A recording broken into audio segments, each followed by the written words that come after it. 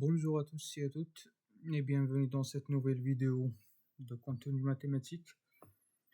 Cette fois-ci, je partage avec vous une présentation ou plutôt une synthèse d'un travail effectué pendant un stage du semestre 6 de fin de licence. Le stage a été effectué au laboratoire de mathématiques d'Avignon.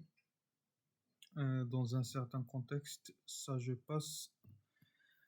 Le sujet du stage a été essentiellement une introduction au réseau de neurones artificiels. Et qu'est-ce que c'est un neurone? Déjà, qu'est-ce que c'est un neurone? Un neurone, c'est une boîte, c'est un modèle inspiré de la biologie qui fait un certain calcul. Il reçoit des entrées et il nous renvoie une sortie. Comment on calcule cette sortie-là? Alors, on a des entrées, on se donne des poids sur chaque arête qui relie le neurone et l'entrée. Et le calcul qu'on fait, c'est qu'on fait poids 1 fois entrée 1 plus entrée 2 fois poids 2, etc. plus énième entrée fois énième poids. Et en plus de ça, on rajoute ce qu'on appelle un biais B. On note ici B le biais. Et donc, ça donne une fonction affine en les xi. Donc, ce qu'on a pour l'instant, c'est une somme de i allant de 1 jusqu'à n du wi xi plus b. Cette quantité-là, on l'active par une certaine fonction appelée fonction d'activation. Et ce qu'on reçoit à la sortie, c'est l'activation de la somme qu'on a déjà dit. Donc, rappel du vocabulaire, les wi sont appelés les poids du neurone, b, le biais du neurone, et phi peut être une fonction d'activation continue ou pas. Il y en a un certain nombre qui sont souvent utilisés, comme la fonction sigmoïde, sigma, qui est associée à un réel x, 1 sur 1 plus exponentielle moins x. Et aussi, cette fonction, elle est pratique au niveau de la différenciation. Sa dérivée, c'est sigma prime de x égale à sigma de x, facteur 1 moins sigma de x. Il y a aussi la fonction marge de Heaviside qui est associée à x, 1 si l'entrée est positive et 0 sinon. Donc ça, c'est tout ce qui concerne un seul neurone. On peut construire un réseau de neurones en connectant plusieurs neurones, en rajoutant des couches. Sur chaque couche, il y a un certain nombre de neurones. Et même la sortie, on peut avoir plusieurs sorties. Donc, à partir d'un neurone, on passe à plusieurs neurones. Avec ça, on peut attaquer plusieurs concepts théoriques. C'était pas l'objectif de ce stage, mais j'ai vu certaines notions. Par exemple, on peut s'intéresser, je mentionne ici 2 questions. Si on considère une partie A et notre neurone et nous définit une fonction f qui dépend des poids wi qu'on rassemble dans un vecteur w, les biais dans un vecteur b. Et donc, si on considère une partie A, est-ce qu'on peut construire un réseau de neurones de fonction f indice wb qui vaut 1 sur la partie A et 0 sur le complémentaire, comme l'illustrent ces 2 figures-là? Autre question, c'est que si on considère une fonction f sans hypothèse supplémentaire, est-ce qu'on peut encore construire une fonction f associée à un réseau de neurones qui nous renvoie des valeurs très proches des valeurs que prend la valeur petit f? Et ceci n'a pas de sens que si on considère une certaine norme. une certaine norme. Donc, sur le schéma ici, on a une fonction petit f, une fonction qui ressemble à une sigmoïde qui approche réalisée par un réseau de neurones qui approche notre fonction f. Mais on voit l'erreur ici. Donc, il y a la notion d'erreur et de norme. On fait des approximations au sens d'une norme. Selon les références que j'ai utilisées, pour répondre à cette première question, si A, par exemple, est un polygone convexe, la réponse est oui. On peut faire ça, on parle d'ensemble réalisable. Ou on peut s'intéresser aussi à la séparation de deux ensembles par un réseau de neurones. Parfois, on explicite même la façon avec laquelle on peut construire ce réseau de neurones. Aussi, si on a une courbe de Jordan, une courbe de Jordan, si j'ai une bonne mémoire, c'est l'image par une bijection d'un cercle. Mais à vérifier, c'est une courbe de Jordan, on dessine une courbe continue, sans lever la main. Parce que je pense qu'on va l'approcher par un polygone convexe. Pas forcément régulier, mais par un polygone convexe. Et pour la deuxième question, une fonction, je sais qu'une fonction en escalier, on peut la réaliser par un réseau de neurones. Après, on passe à une fonction continue sur un compact. Il y a le théorème dit de l'approximation universelle qui nous dit qu'une telle fonction, on peut l'approcher par un réseau de neurones pour la norme infinie, la norme de la convergence uniforme. Donc, à part cette petite introduction théorique, toute la suite de la présentation est orientée vers les applications des réseaux de neurones. C'est essentiellement de l'optimisation. On se dispose d'un certain nombre de données grand N, x, y, y, par exemple des points dans le plan.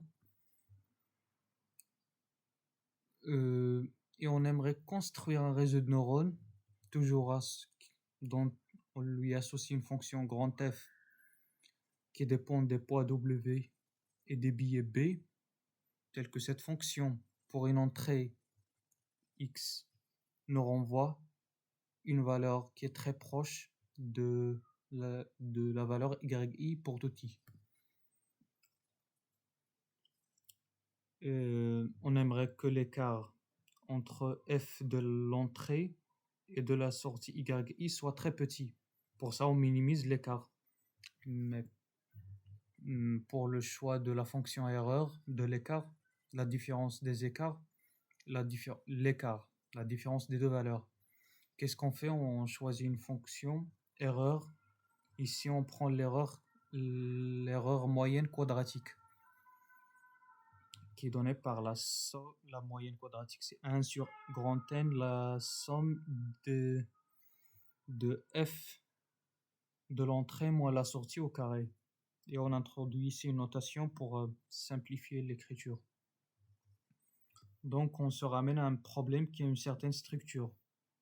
Un problème qui a une certaine structure spécifique comme ça nécessite des méthodes spécifiques pour le résoudre.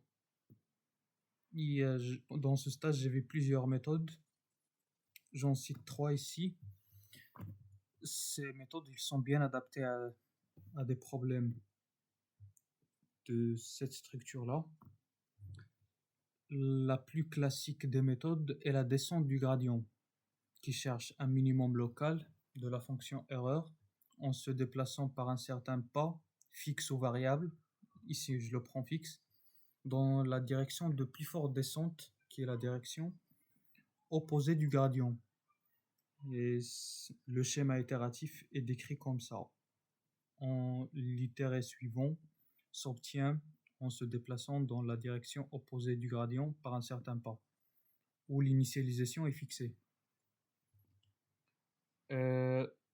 Mais il se trouve que notre fonction est je reviens en arrière, c'est la somme de grand N fonctions.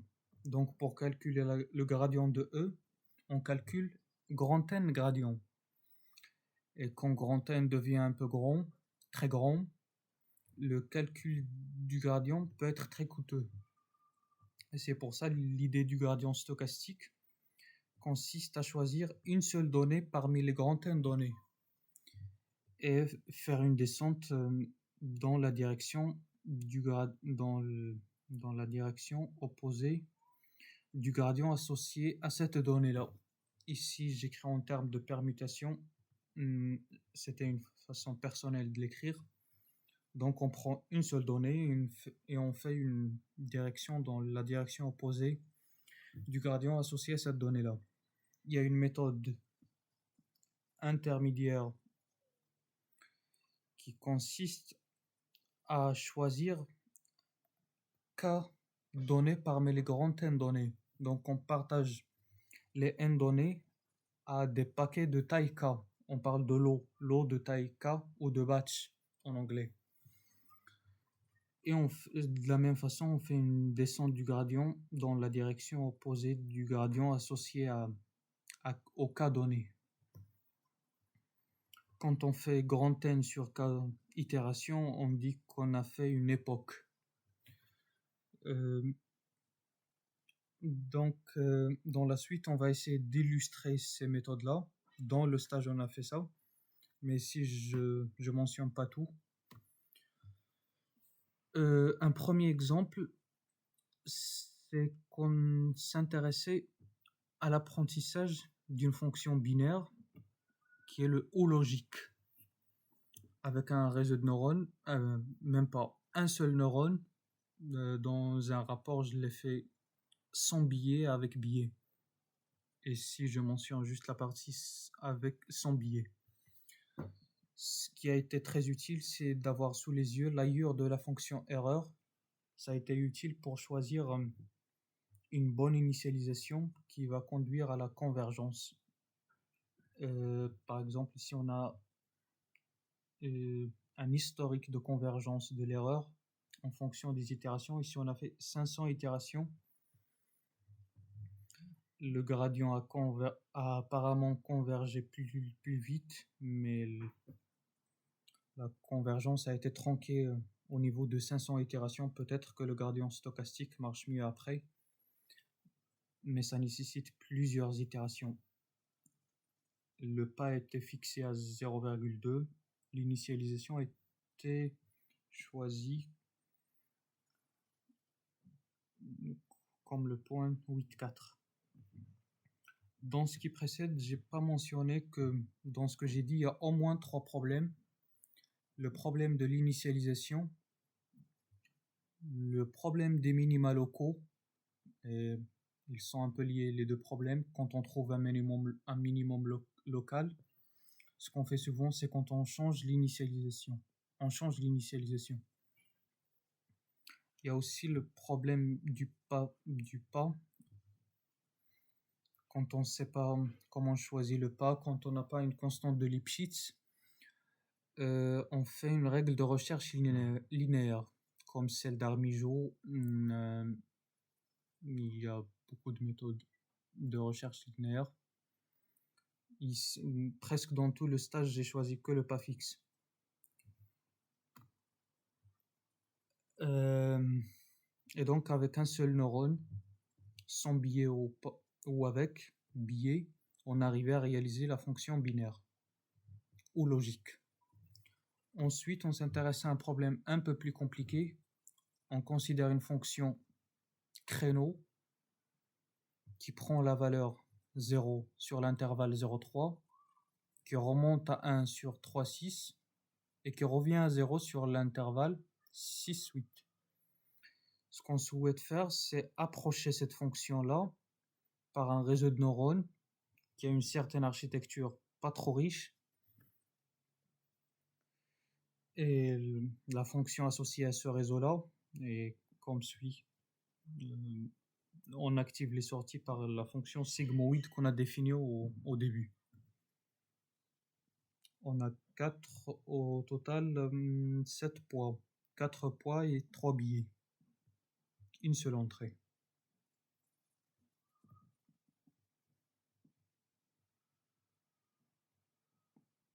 Ensuite, le calcul des dérivées partielles par rapport au poids et billets, elle est très simple. C'est juste des règles du calcul différentiel. C'est très simple. Et avec ce calcul du gradient, on peut appliquer les méthodes précédentes. On commence par le gradient classique. Ici, je montre dans la première figure un résultat où ça ne marche pas. Peut-être que c'est un minimum local, peut-être que c'est un cas de divergence. Franchement, je n'ai pas trop approfondir l'analyse de convergence. Mais en changeant l'initialisation, on arrive à un résultat comme ça satisfaisant. On approche bien la fonction créneau. On arrive au même résultat aussi avec la méthode du gradient classique, descente par l'eau de différentes tailles. Ici, ça marche pas trop mieux. Ça marche pas trop bien, mais c'est un résultat que j'ai trouvé joli pour montrer. Autre application spectaculaire des réseaux de neurones est la classification des images.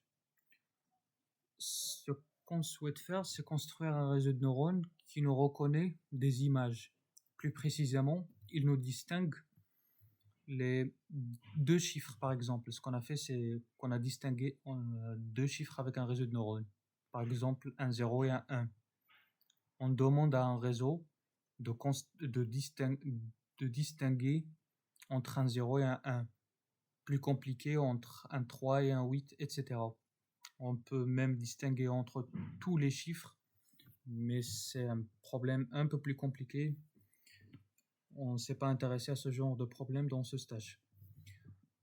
Et donc, on se dispose d'une base de données qui s'appelle MNIST, pour moi, je l'ai importé sur Python à l'aide du module TensorFlow.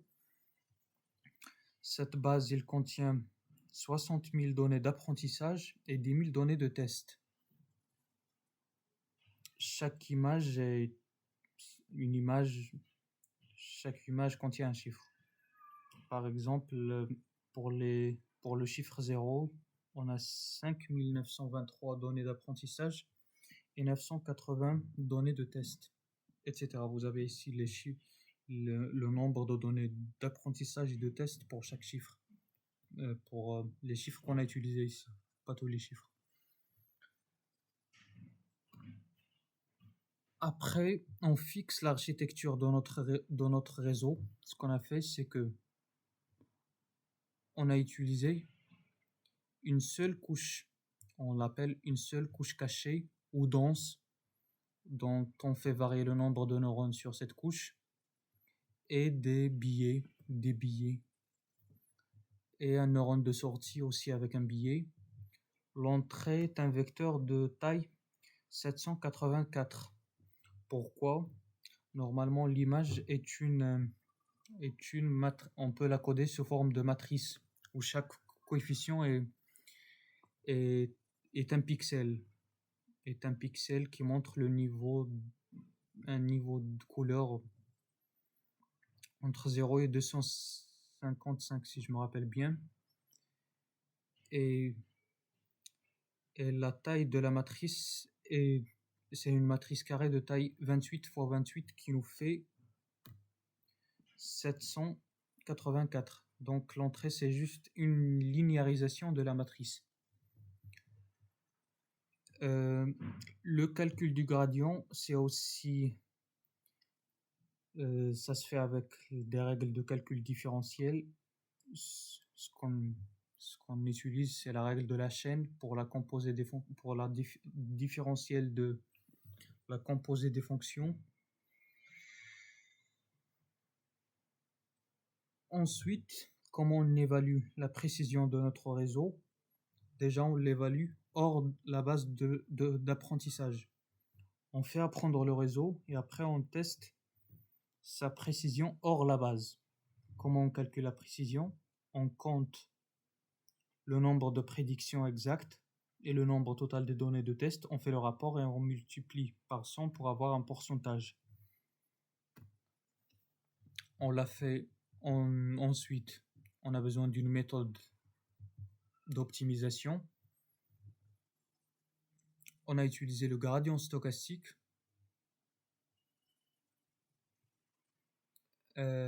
avec un pas fixe et on a fixé le nombre d'itérations à 1000. Pour les chiffres 0 et 1, un seul neurone suffit pour avoir une bonne précision. On peut rajouter plusieurs neurones, mais ça, si on a déjà une bonne précision pour un seul neurone, c'est pas très intéressant de rajouter plusieurs neurones. Après, on se dit que peut-être que le problème est très simple. 0 et 1, ils sont très différents. 3 et 8, c'est un problème très compliqué. On teste le réseau de neurones sur ce problème-là. On commence par un seul neurone. On n'est pas très loin d'une très bonne précision. On rajoute des neurones sur la couche cachée. Par exemple, 15, on ne voit pas bien que le nombre de neurones nous aide à avoir une bonne précision. C'est même l'inverse. On remarque une régression. Peut-être que c'est un problème on parle de problème de surapprentissage, mais ici je l'ai testé, c'est pas ça. Si on augmente le nombre d'itérations, on arrive à une très bonne précision. Mais ce qui peut être très compliqué, c'est vraiment la classification des 10 chiffres. Au lieu d'avoir une seule sortie, on aura 10 sorties. Chaque sortie elle correspond à la classification d'un chiffre. Donc c'est tout pour cette présentation. Pour conclure, ça c'est quelque chose de personnel. Je vous laisse à la fin des références qui peuvent être utiles pour vous si vous travaillez un jour sur ce sujet. La première référence était une très forte source d'inspiration. Elle s'appelle, vous trouvez le lien ici. Il y a aussi des vidéos sur YouTube qui expliquent le contenu du rapport. La deuxième référence, c'est vraiment une référence pour les méthodes. C'est la théorie et l'application de l'optimisation. Ça parle de l'analyse numérique matricielle et de l'optimisation. Cybenko, ça traite l'approximation des fonctions par les réseaux de neurones. Ça exige un très bon bagage théorique. Je vous laisse voir si ça vous intéresse. À la fin, il y a un très bon article qui traite presque les mêmes points que j'ai fait dans ce stage, mais avec un point de vue très très mathématique. Merci pour votre attention et je vous donne rendez-vous pour une prochaine vidéo.